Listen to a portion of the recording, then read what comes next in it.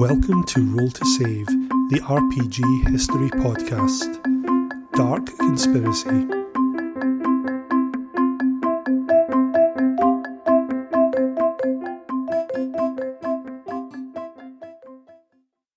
Hello and welcome to another episode of Roll to Save, the occasional RPG History Podcast. This is a re-recording of a Dark Conspiracy history episode because it appears that the AI gremlins saw the recording that I uploaded and decided that they'd had enough of my stupid Scotch tones and decided to make the music louder than my voice in parts. So apologies for that.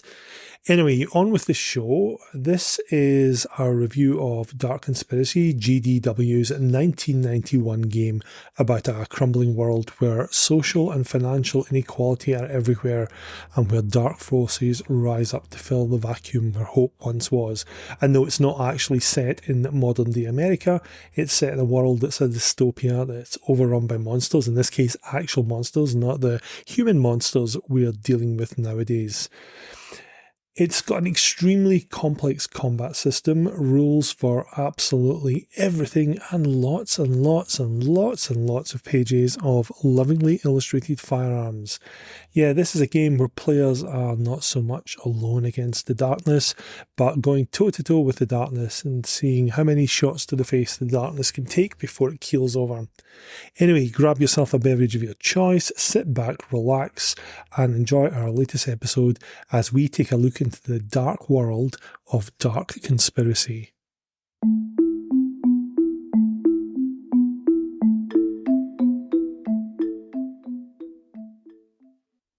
Picture this, it's 1991.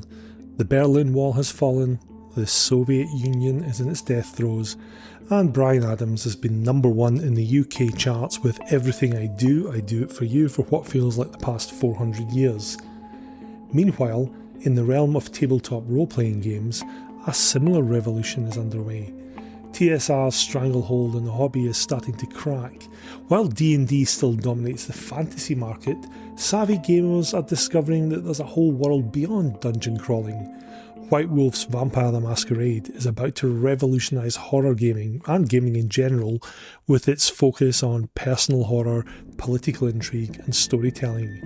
Cyberpunk, on the other hand, is painting a neo-noir future where corporations have replaced governments and style matters as much as substance.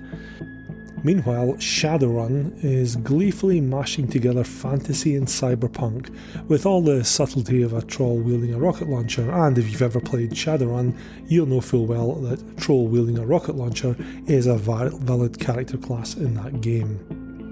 It's an exciting time to be a gamer, but it's also confusing.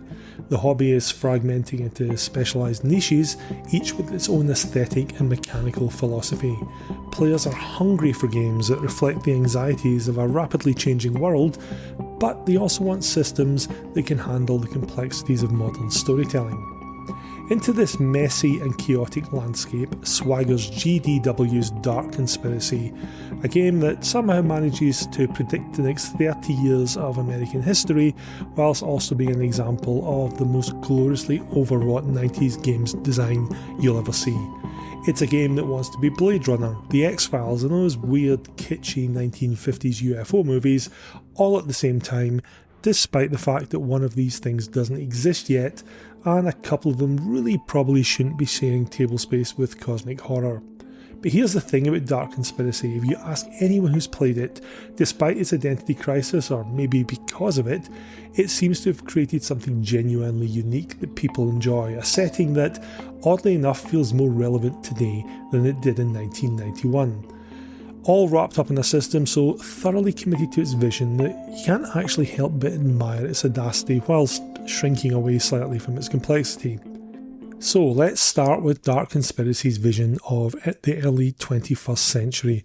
It reads basically like a checklist of everything that actually happened, it just dialed up to 12.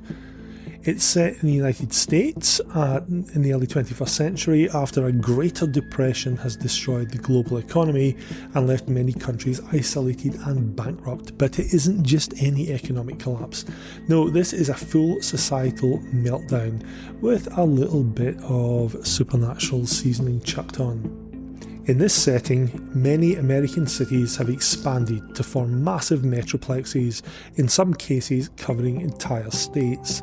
Those of you who have read any Judge Dredd will be getting Mega City 1 vibes at the moment. It's kind of like the designers didn't read any Judge Dredd and then looked at the northeast corridor of the US in 1991 and said, hey, what if we blended all these cities together and chucked a load of dystopia in there, before some British gamers pointed out that this was done 10 years ago by 2000 AD. Anyway, it's very dystopian. These metroplexes are where most of the world's population live. It's a blend of lawless gang turf and corporate fortresses, which are ruled by men and women powerful enough to be above the law. So you've got corporate feudalism with a side order of gang warfare.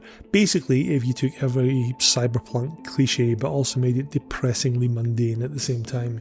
We don't have any cool neon lights or cool chrome cyber limbs here. It's just good old-fashioned wealth, privilege and inequality, and a whole ton of assault rifles. Outside of these metroplexes, the majority of the country has become known as the outlaw, where there's virtually no federal or state protection and the road network joining metroplexes is poorly maintained. The government's basically given up on these huge swathes of the country, turning them into lawless wastelands. It's sparsely inhabited and its natives are suspicious and a little bit violent. Somebody basically saw Mad Max and said, hey, that's pretty cool, we should do that too.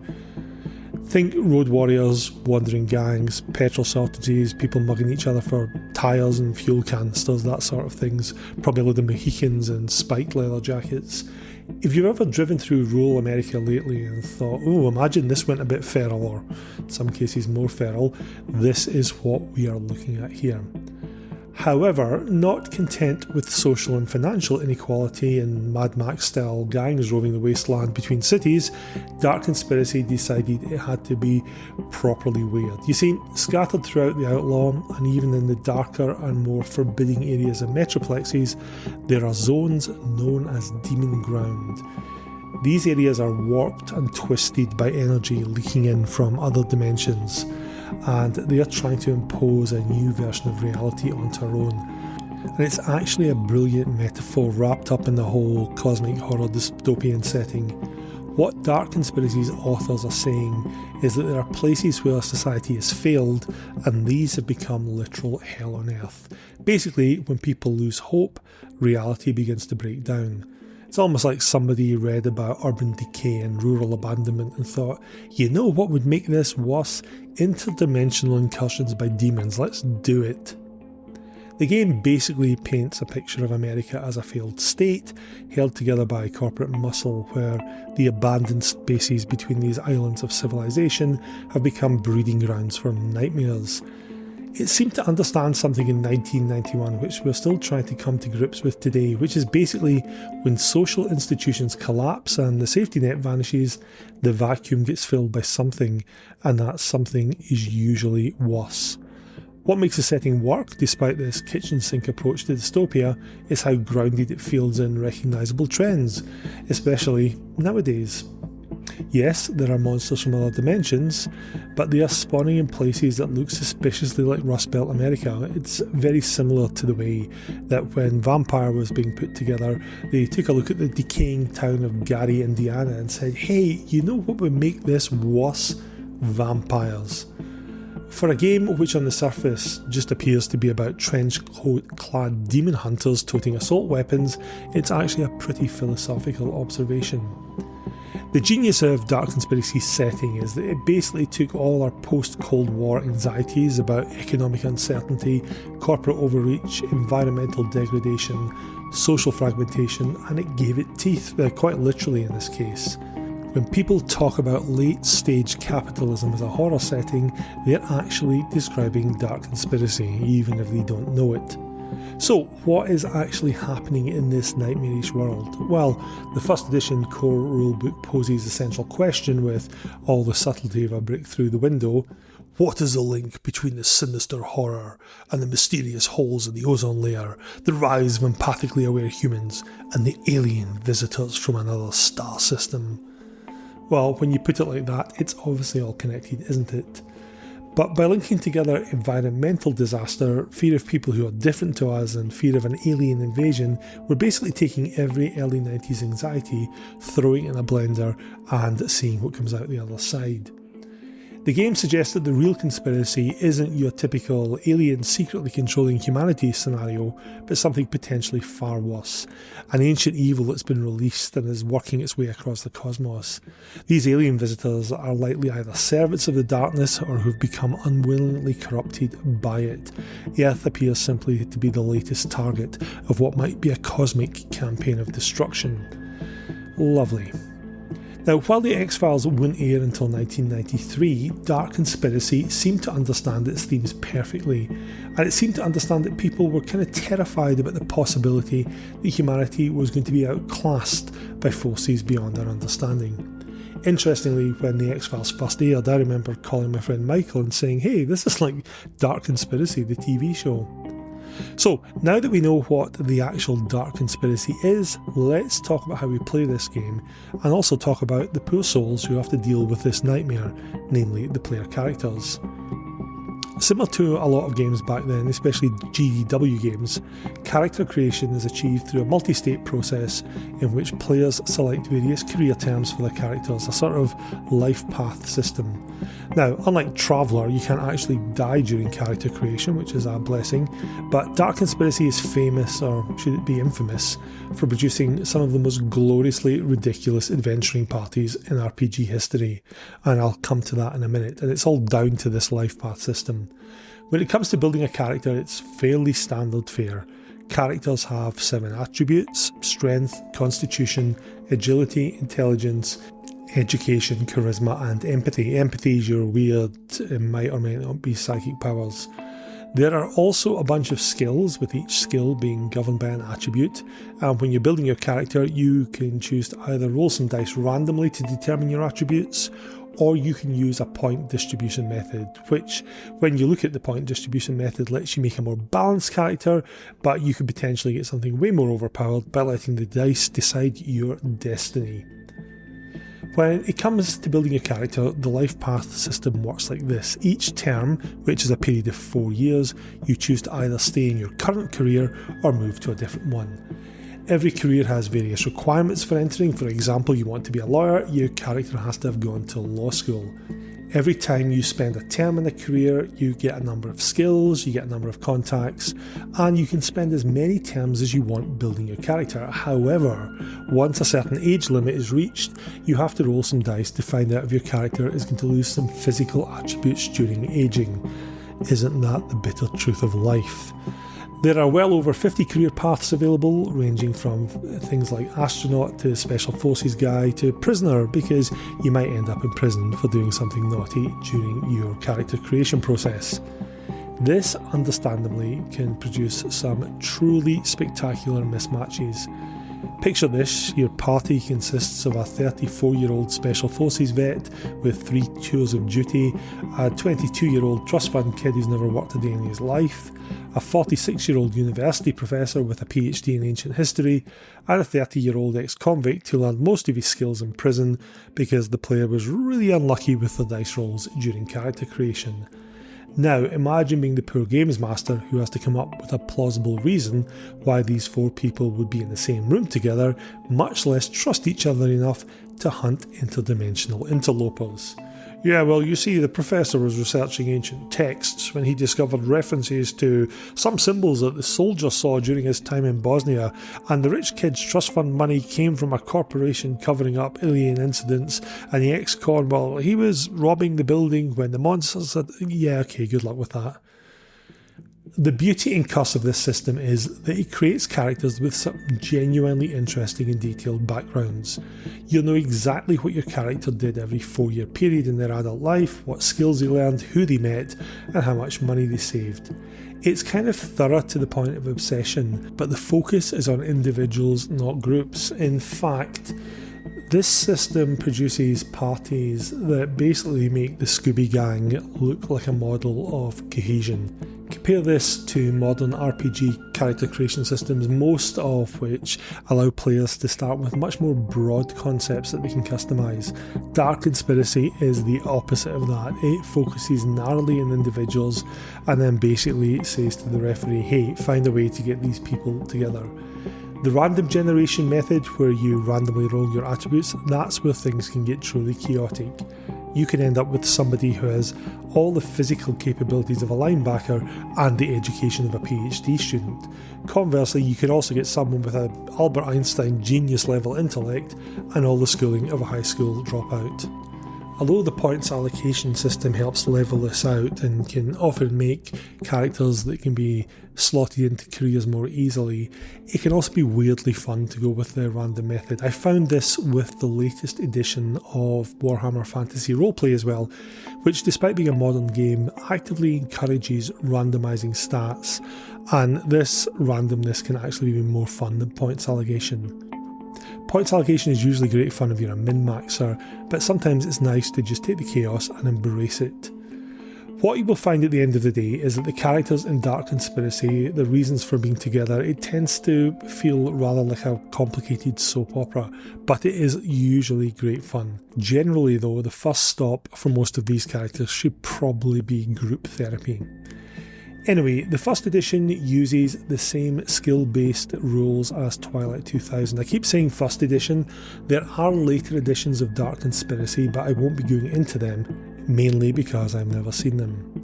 The skill system's a D10 based system that determines success at skill use, and this is where Dark Conspiracy's heritage shines most brightly. For basic task resolution, you're rolling a d10 against your skill level. Various modifiers apply, you're halving it or doubling it depending on the level of difficulty, and it's these sort of mathematical gymnastics that made perfect sense to gamers back in the early 90s, but which would have a modern games designer throwing a fit. If you don't have a skill, you can roll against your attribute on a d100 and you're a lot less likely to be successful. This can lead to characters jumping around through lots of different careers, trying to pick up at least 1 point in every skill they think they'll need, because mathematically having 1 point in the skill means you're massively better at something than defaulting to your attribute.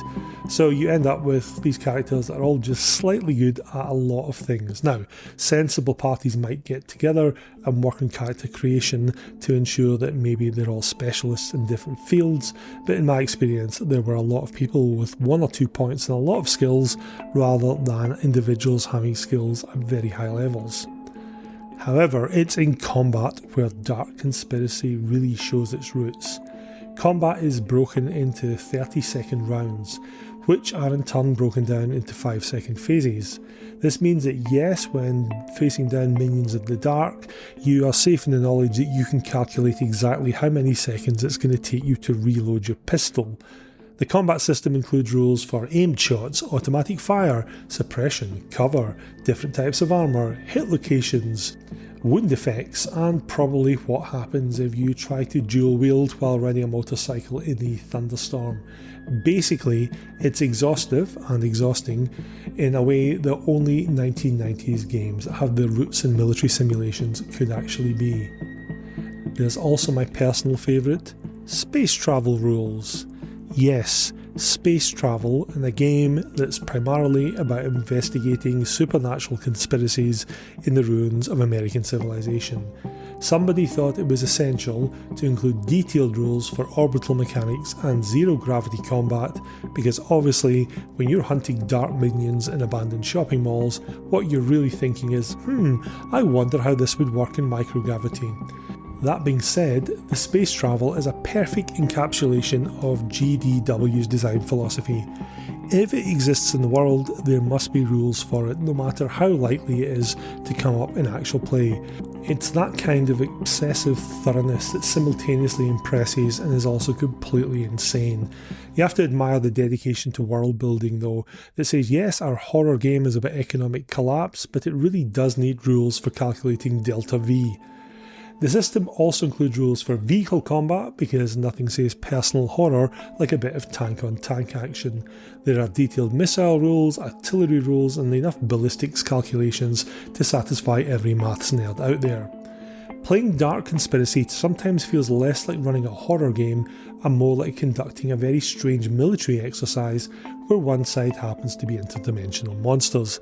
Now, don't get me wrong, this obsessive level of detail, and it is obsessive, can be both a strength and a weakness.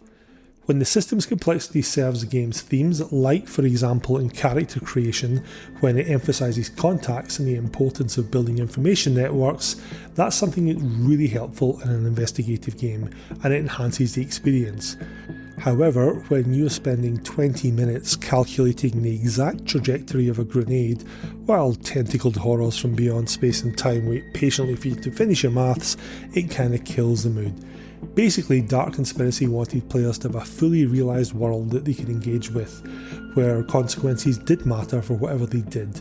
The madness of the system though is it applies this philosophy to absolutely everything, whether it needs to or not. The really fun part of Dark Conspiracy though, and where the game really shows what it's all about, is the creature section. Now, in a review of Dark Conspiracy, the venerable author Alan Varney noted that the horror aspect of the game felt somewhat unfocused, detailing as it did everything from the brooding horror of Lovecraftian-style entities to campy 1950s space monsters, and brother, he was right about that tonal whiplash. The first section is called Beasties, and it covers everything from normal animals like cats and dogs to classic fantasy monsters, while the section called Dark Races really deals with the more horrific intelligent threats that the players come up against. There was a spin-off board game of Dark Conspiracy called Minion Hunter, and that gave us a real snapshot of the core threats. In this board game there were extraterrestrials, new kids, spelled NU, which were radioactive mutants, Morlocks, who were underground cannibals, and the Fae. And interestingly, each one of these categories represents the broad brushstrokes of the Dark Conspiracy as a whole. There's the environmental disaster represented by the nuclear mutants, the alien invasion, the societal collapse as represented by the underground cannibalistic mutants, and ancient evils returning from beyond. Now separately, they're all very compelling threats. However, together they create a kind of monster of the week setting where literally anything could be lurking around the next corner. And while it can be thrilling, it can also be absolutely bonkers depending on how the referee handles it. It's almost like Dark Conspiracy was like, well, we could do a game with the aliens, but why not throw in all these other things and let the referee decide which ones they want to use. There's also a chapter on Dark Tech, which is the game's approach to supernatural technology. The book implies that there are individual extraterrestrials who aren't corrupt and evil, and these guys are working with humans to fight against the darkness, creating items to hold off the dark ones. And this exists in the Dark Tech chapter 2, along with all sorts of gruesome biological weapons of the Dark Minions, as well as super advanced human technology. It's basically trying to treat technology as horror devices, blurring the line between science and magic, tools that might save the human race or damn us, gadgets that work through principles that human science can't explain, etc, etc.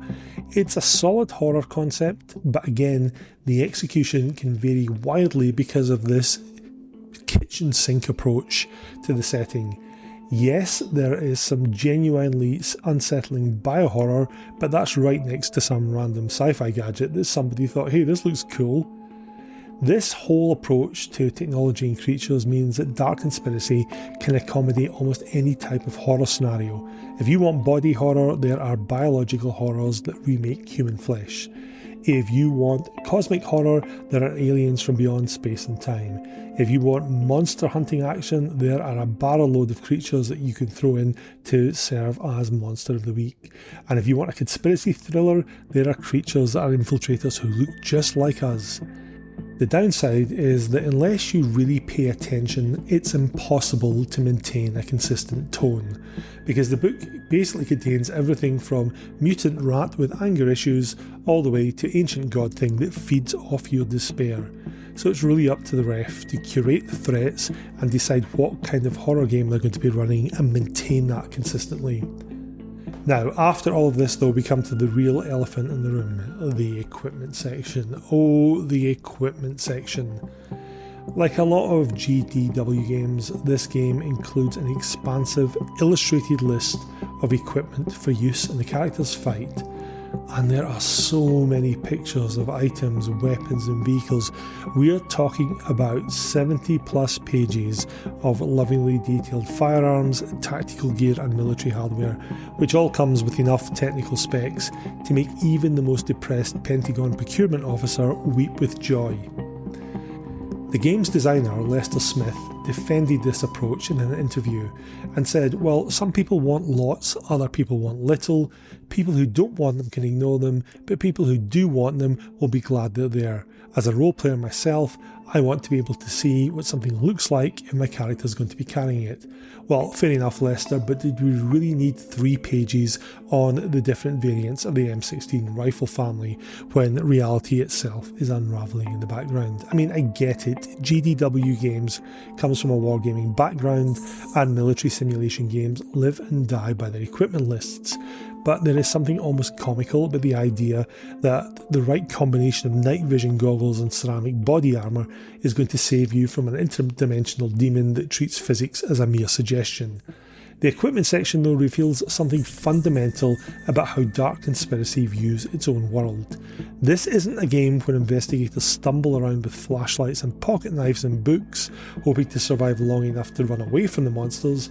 No, this is a game where player characters are expected to tool up, like that scene in Commando as if they're going to invade a small country, before taking the fight directly to the forces of cosmic evil.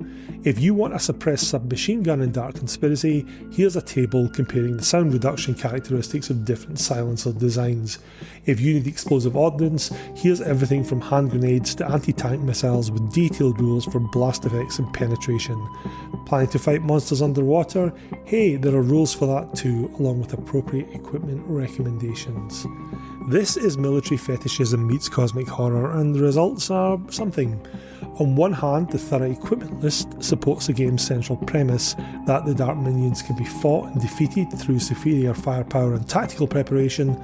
On the other hand, this can lead to people spending 20 minutes selecting the optimal loadout for their character, and this rather kills the mood, especially when you're supposed to be investigating disturbances in rural Iowa or something. The equipment obsession also affects how the game's world feels.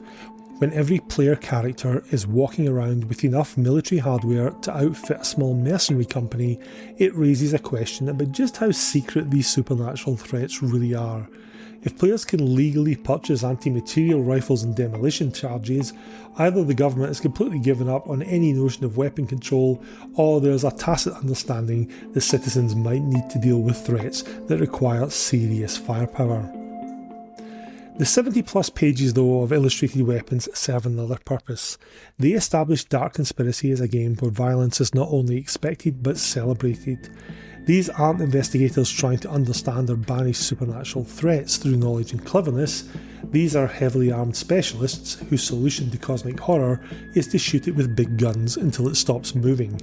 It's a distinctly power fantasy approach to horror gaming, where the correct response to learning that reality is under assault by interdimensional parasites is to visit your local gun store and get tooled up.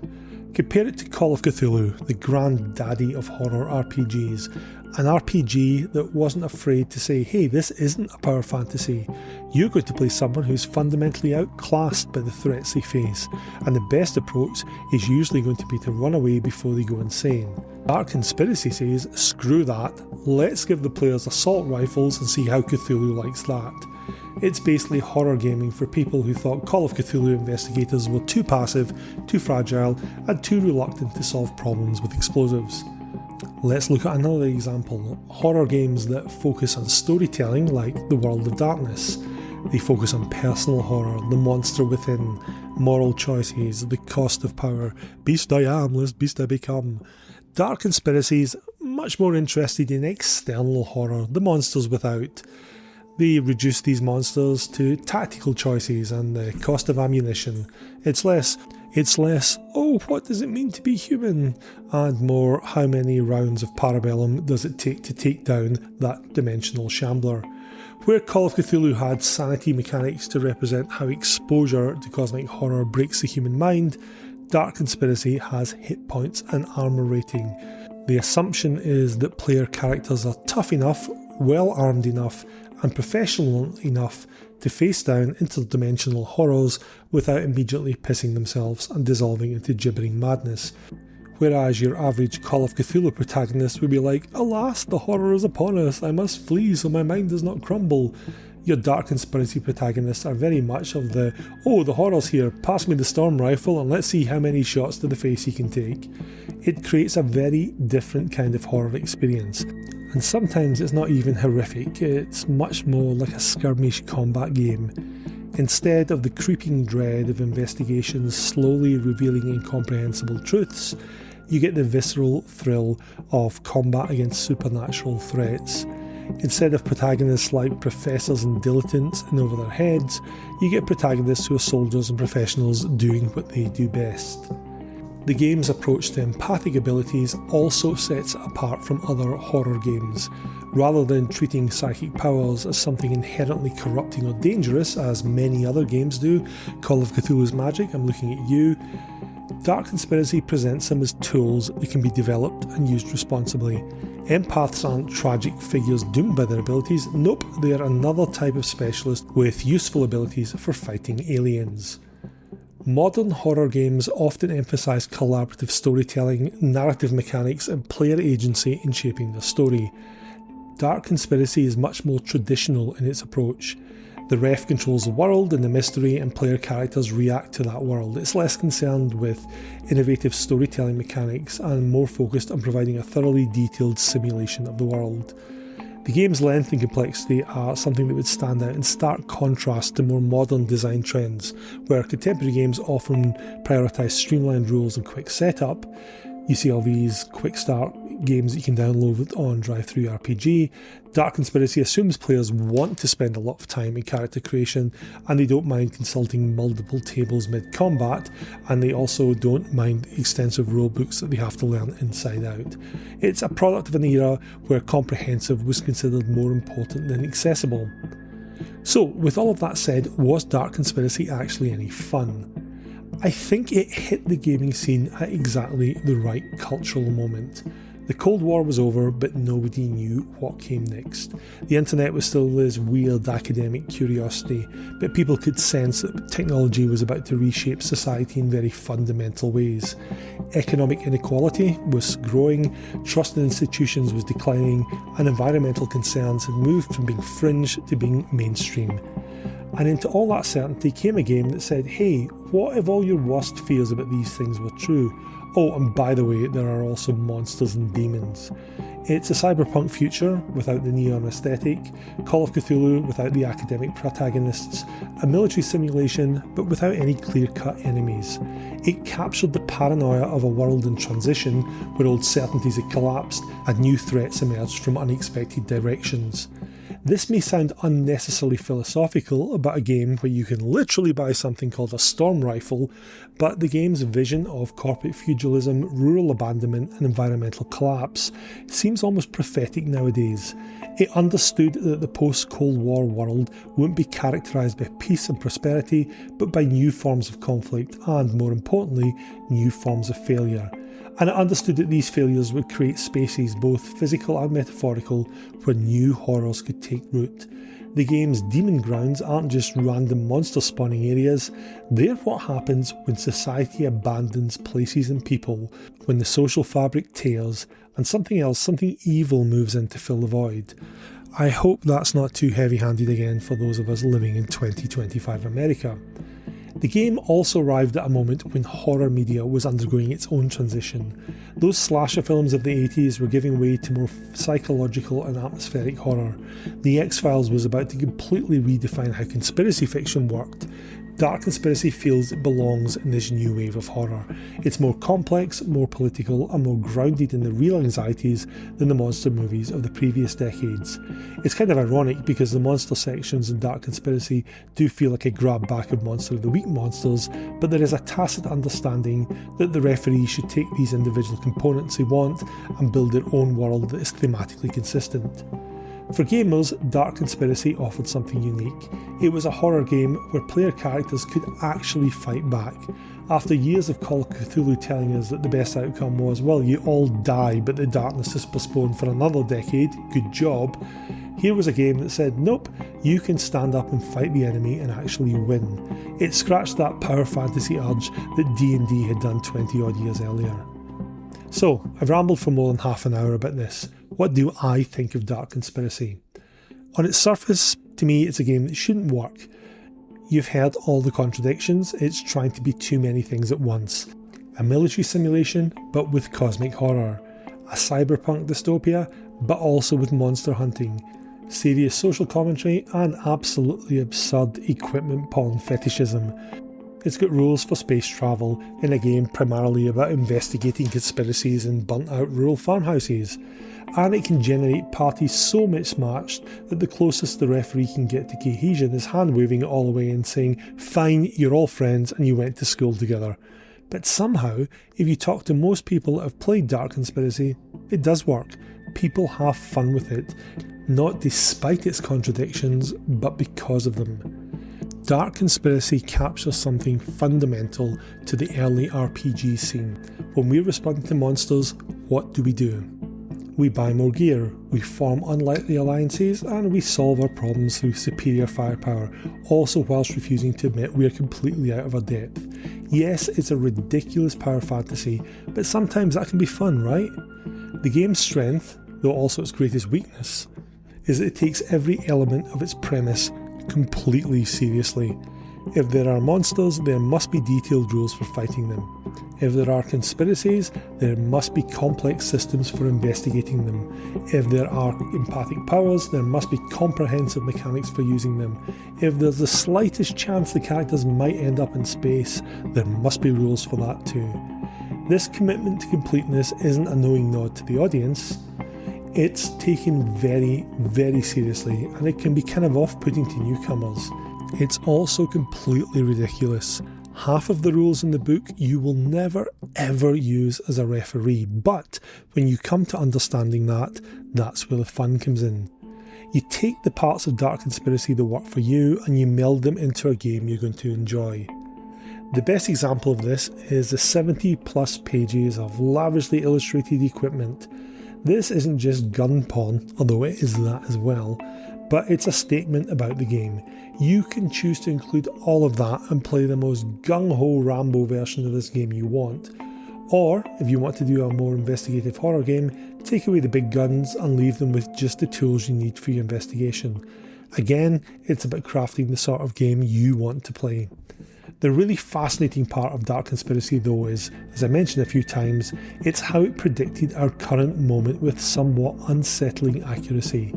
The economic inequality, the corporate power and overreach, the rural decay, the social fragmentation, the environmental crisis, the rise of conspiracy thinking and people not looking beyond their own beliefs.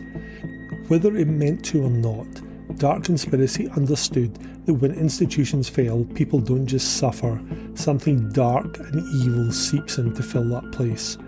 So, love it or hate it, you have to kind of respect Dark Conspiracy's audacity.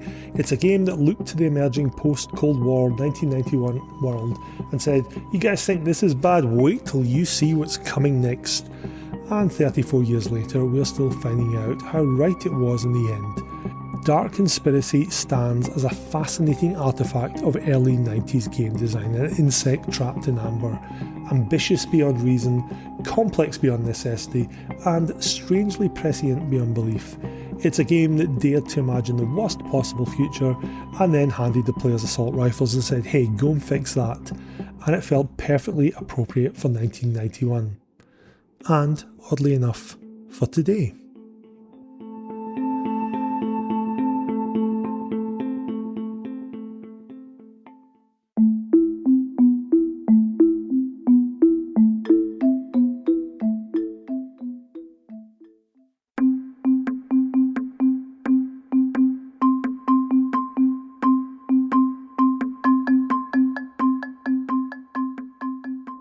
And that was our Dark Conspiracy episode, remastered so that the sound doesn't actually obscure me. We hope you enjoyed it. We've dropped the monthly moniker from our monthly role-playing game podcast title because, let's face it, it was a massive lie. But we are going to be back soon with another episode. This time it will be a round table about Dark Conspiracy, where we talk about our memories with the game and the fun we had with it and how we managed to get this incoherent mess into becoming something that our gaming groups actually enjoyed.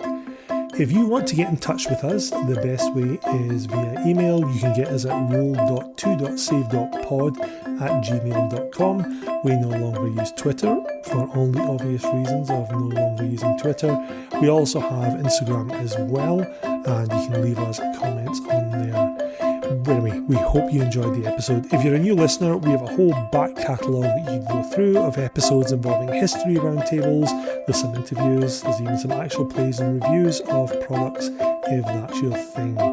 So take a look at that if you enjoy it. And if you did like this, please give us a little review. Those 5 stars get us a lot of visibility, and who knows, it may even encourage us to do more episodes. Anyway, thank you very much. We hope you enjoyed it, and we hope to have something else up here very soon.